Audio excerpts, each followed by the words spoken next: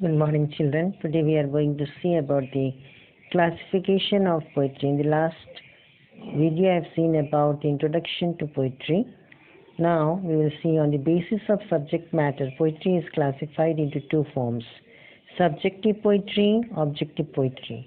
The poems which you are going to read in your 9th class, they are categorized into subjective poetry and objective. First we will see what is subjective poetry. Subjective poetry is the one which the poet writes on the basis of his own thoughts and feelings and gives his own reflection on what he sees. Therefore, this type of poetry is also known as personal poetry or the poetry of self-expression. It includes the lyric, ode, elegy, sonnet, etc. These are the different forms of poem. Where the Mind is Without Fear by Rabindranath Tagore and If Thou Must Love Me by Elizabeth Barrett Browning. These all come under your subjective poetry. Then comes your objective poetry, is the one in which the poet remains an indifferent observer. He merely describes what he sees or hears. This type of poetry is also known as impersonal poetry or the poetry of representation. Such poetry includes ballad, epic and dramatic poetry. However, the distinction between these two types of poetry cannot be drawn with absolute precision, that is, accurateness, especially in the modern poetry, in which personal and impersonal elements are often combined together. So far as modern poetry is concerned, personal and impersonal elements are amalgamated, or they are joined, they are combined, they are mixed together. Poetry is also classified on the basis of form. The various types of poetry on the basis of form include narrative poetry. It is a kind of poetry that tells a story. Narrative poetry is regarded as the oldest type of poetry. Ballads and epics are two main forms of narrative poetry. You will be reading After Blenheim as a ballad in this poem. Ballad is, what is ballad? It is a short story in verse which was originally meant to be sung. It developed out of the folk tales among the primitives. Ballads had a simple plot and language, were usually written in quatrains. Quatrains means 4 lines and often incorporated a refrain or repeated chorus. One line will be repeated after each, the 4th line. In each stanza you can see. Epic. It is another major form of narrative poetry. It is a lengthy poem in a continuous narrative which describes the life and works of a heroic or mythological figure. Epics were written in a highly poetic language with an elevated tone. Then comes your lyrical poetry. Lyrical poetry, what is that? Lyric poetry deals with the poet's own feelings, state of mind and perception. Although its name has been derived from lyre and implies that it is intended to be sung, yet much of the lyric poetry today is meant for reading. Though lyric poetry has love as its main theme, many poets have also written lyric poems on war and peace, nature and nostalgia, grief and loss. Lyric poetry can be further subdivided into elegy. An elegy is a mournful, melancholic or sad poem, especially a lament or for the dead or a funeral song. An elegy may also reflect something strange or mysterious. Next comes ode. An ode is a serious, long poem that uses elevated language and elaborate structure. It also includes a direct address to a person or thing and may often commemorate some important events. Then comes your sonnet. It is a poem of 14 lines, commonly about love.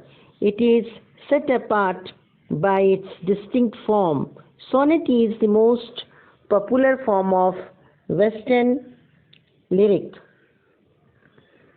poetry. A sonnet may be Petrarchan or Shakespearean, depending upon its form and style as practiced by the Italian poet Petrarch and the English poet William Shakespeare.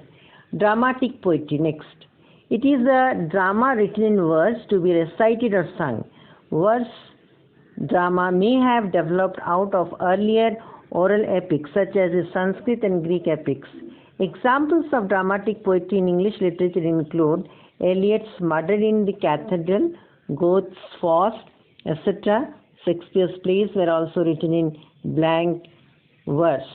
Now next we will see is analysis of a poem. Poetry has been defined as the art of saying the unsayable. Generally speaking, poems are short, and this means that poets try to squeeze the maximum meaning and feeling into a restricted number of lines. The first thing to do when you begin analyzing a poem is to understand the poem's story. That is what it is generally all about. The question given below will get you on your way. Make a note of the following. Who is doing the speaking in the poem? What kind of person and in what kind of state or mood is he? Is any particular race, nationality, religion, etc. suggested? Who is being spoken to or addressed?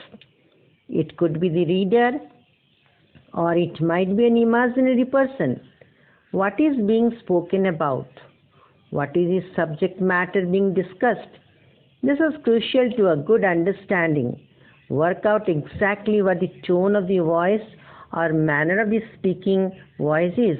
Is the speaker sounding worried, reflective, nostalgic, mournful, happy, concerned, or angry? Does the tone of the voice change during the poem? Where do the events of the poem happen, and what is the situation surrounding them? Now we will see, when you read a poem, how to have a clear picture or understanding of a poem. Poems often have hidden meanings and depth. Therefore, unlocking the multi-layered meanings require patience and skill. But it can be very satisfying. A poem is like a riddle. It is a fun to crack it. At the first reading, concentrate only on understanding the basic meaning of the poem. Then try to find out the hidden meaning of the poem. Coherence is an important quality of all the poems. It means that the meaning of the poem will all be developed and reinforced logically as the poem progresses. That's the meaning of coherence here. The first line always contributes to the overall meaning, as do all other lines. A poem is like a looking glass where everyone sees his or her own reflection. When you stand before a mirror, you see your own reflection. Like this is a poem, that you see your own reflection. We probably respond best to poems written in our own time, which contains words whose meaning we are familiar with. Next important thing which you can find in a poem is poetic devices. A poem can be analyzed by understanding the shades of meaning that are often conveyed through specific poetic devices or parts of the poem. These are the following. First, speaker. It refers to the created narrative voice of the poem, that is, the person the reader is supposed to imagine is talking. The speaker is not necessarily the poet. The poet often invents a speaker for the poem in order to give him more freedom to compose the poem. When the poet creates another character to be the speaker, that character is known as persona. By creating a persona, the poet imagines what it is like to enter someone else's personality. When the poet uses a persona or a narrative voice other than his own, to tell the entire poem, it is called dramatic monologue. If you see the Patriot poem by Robert Browning, that is an example of dramatic monologue. These tend to sound like one-sided conversation, as if the character is talking to himself. Next, audience. It refers to the person or people to whom the speaker is speaking. Identifying the audience within a poem helps to understand the poem better. There are different people the speaker can address in the poem. Another character in the poem, a character who is not present or is dead, such an address is called apostrophe, and the reader. Then comes subject. It is a general or specific topic of the poem, what the poem is about. If you read After Blenheim, you will find that is an anti-war poem. Tone. This is the poet's attitude towards the subject of the poem. This may be different from speaker's attitude. We can identify the tone of the poem by noting the author's use of poetic devices such as diction, rhythm, imagery, and syntax. Let us see what is this diction. It refers to the poet's choice of words. The poet chooses each word carefully so that both its meaning and sound contribute to the tone and feeling of the poem. However, some words are neutral. These can have both negative or positive connotation. For example, the word island is neutral. When it refers to a vacation on an island, the word has positive connotation. But when it describes being shipwrecked on an island, the word has negative connotation. Also, words associated with smell can be either positive or negative. For example, scent is positive, while order is negative. Rhythm. It refers to the repetition of stress within a poem. It is the entire movement or flow of the poem as affected by its rhythm. Stress, diction, organization. It includes the following: meter, the number of feet of a specific kind in a line of poetry; organization, the structure of the poem, the way the verses are organized on the page; syntax. It refers to the organization of words, phrases, and clauses, etc.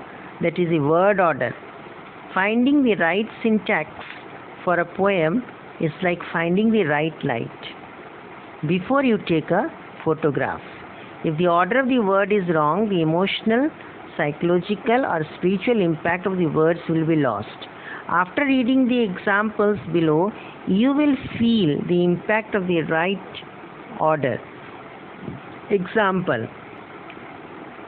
people should not throw stones who live in glass houses. People who live in glass houses should not throw stones.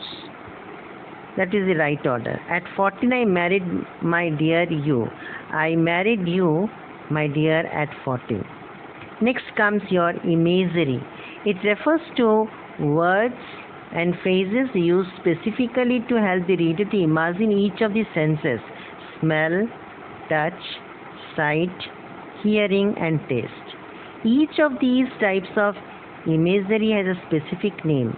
Olfactory imagery stimulates the sense of smell, that is your nose. Tactile stimulates the sense of touch, skin. Visual imagery stimulates the sense of sight, that is your eyes. Auditory imagery stimulates the sense of hearing, that is your ear. Gustatory stimulates the sense of taste, that is your tongue. So these are some of the important things to understand the poem. Thank you.